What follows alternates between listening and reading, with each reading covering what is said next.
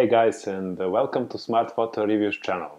Today we'll do the unboxing of Nikon AFS DX 16 to 80mm f2.8 to f4 EED VR lens.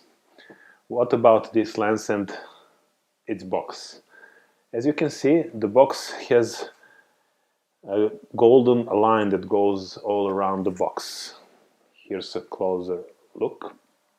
That golden line indicates that this is the lens of the Nikon Pro series, which has a golden ring around its barrel, which you will see when we unbox this lens. About other specifications, AFS, it means that it has a built-in silent fast autofocusing motor.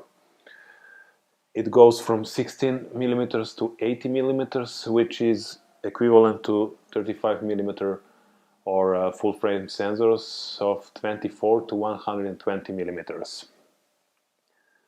It has a VR system, which is vibration reduction system, or optical image stabilization, if you'd prefer. It has also this letter N, which indicates nanocrystal coating, which is on the lens to reduce ghosting and flare effects, and by that increase the contrast of your images when lighting conditions are harsh. So that's about the box and the specification of the lens. Let's unbox and see what's inside. First, papers and warranties. Then we come to the lens hood, which is in this little plastic case. As you can see closer, the lens hood is pretty unusually shaped. It's more of a square shape rather than a round shape, which is usual. The coding of the lens hood is HB75, as you can see here, and as the lens, it's made in Thailand, which is a bit strange for Pro series Nikkor lens that are usually made in Japan, but what can you do? It doesn't mean that it's of lower quality, but it's cheaper to make it in Thailand, I suppose, than in Japan, and that's why they do it. When we continue, we come to the lens, which is in this little plastic bag too, and we open this plastic bag and remove the lens. On the first impression in hand, the lens feels quite solid. Seems that it is made of pretty much high quality materials, although a bit plasticky. The lens is completely plastic if you don't consider the mount, which is almost always made of hardcore metal, as it should. The lens feels solid and well balanced, not too heavy, but seems heavy enough to symbolize some kind of higher quality, as it should, because of this golden ring that goes around the lens barrel, which indicates it is a Pro Nikon lens. About the other features of the lens, as you can see, here are markings for zoom, markings for maximum apertures, AFS, DX, and also there is a letter N, which indicates that nanocrystal coating is present on this lens.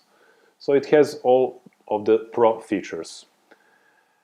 Specific for almost all Nikkor or Nikon lenses, you have three switches here. The upper switch controls the manual or autofocus. The middle switch controls vibration reduction on or off, and the lowest third switch controls the manner of vibration reduction working.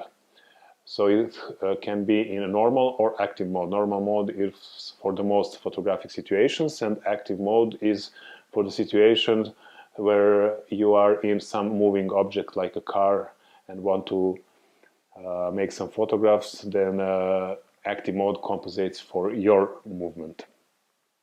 Okay, what about the quality of the rings? A zoom ring, it seems very responsive and very well made. It's a bit harder to move it around 16 to 24 millimeters and a bit easier when going between 50 and 80 millimeters. But it is very well made.